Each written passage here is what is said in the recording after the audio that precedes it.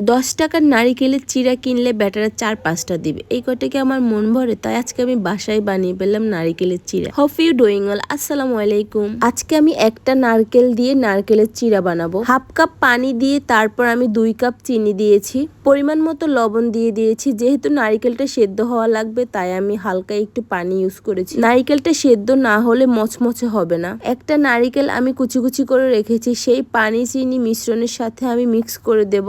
একটু একটু করে নাড়তে নাড়তে নারকেলটা যখন সেদ্ধ হয়ে যাবে তখন এটা এমনিতে লাল হয়ে আসবে। ভাইরে ভাই, বিয়ের আগে যখন এই নারকেলের চিড়াটা বানাতাম, ট্রাস্ট মি, মায়ের হাতে উড়াদুরা বকা শুনতাম। একটা নারকেল দিয়ে বানালে আমার 2 থেকে 3 দিন যাবে। তো বুঝো আমি 2 দিন পর পরই এই জিনিসটা বানাতাম। তারপর কি হতো, নারকেল কাটার লাস্ট মুহূর্তে আমার হাতটা কেটে যেত। এটা অল টাইম আমার সাথে হতো। এই তো সেই দিন বানিয়েছি, তাও আমার হাতের নখটা কেটে গিয়েছে। আমার সাথে এটা কেন হয় জানি না, একদম কাটার লাস্ট মুহূর্তে আমি একটু ব্যথা পাই। যাই হোক, কাউকে বুঝতে দেই না। আগে ছিল মা, এখন হয়েছে হাজবেন্ড, সেম আমাকে একই বকা দিবে, তাই আমি কাউকে না শুনিয়ে চুপচাপ এটা বানিয়ে নিয়েছি। Trust me guys, I remember the days before. অনেক মিস করি আমি আগের দিনগুলো। বাই দা ওয়ে, আগের দিনের কথা ভেবে বসে থাকলে আমার হবে না, সামনে এগিয়ে যেতে হবে। এই তো দেখতেই পাচ্ছ আমার নারকেলের চিড়াটা অলরেডি হয়ে গিয়েছে। যেই প্লেটে আমি রাখবো সেই প্লেটটাতে আমি হালকা তেল দিয়ে ব্রাশ করে নিয়েছি। দেখতেই পাচ্ছ অনেক লোভনীয় হয়েছে, খেতে